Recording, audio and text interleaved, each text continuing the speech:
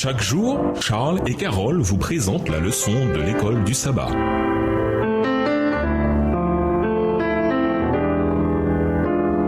Bienvenue dans votre émission. Dieu nous parle. Nous voilà à la leçon 5, l'expérience de l'unité dans l'Église primitive. Étude de la semaine, acte 1, les versets 12 à 14, acte 2, les versets 5 à 13, Apocalypse 14, verset 12, acte 2, les versets 42 à 47, acte 4, les versets 32 à 37, acte 5, les versets 1 à 11 et 2 Corinthiens 9, les versets 8 à 15.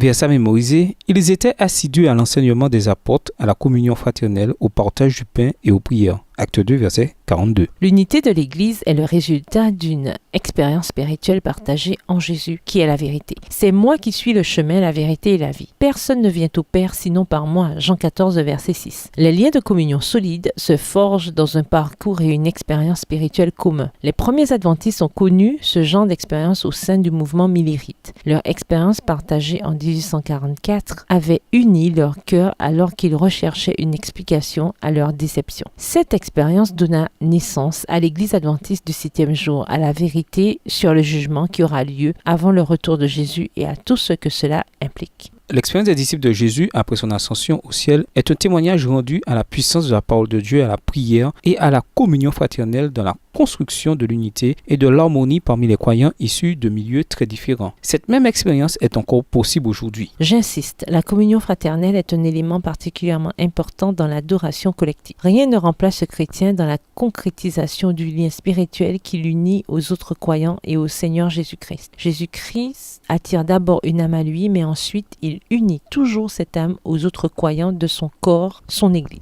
Et nous vous laissons avec cette réflexion. À travers le jeûne, la prière et la communion fraternelle, nous devons sonder et étudier les Écritures avec ferveur, car elles nous conduisent vers la vérité. Au revoir. À demain si Dieu veut.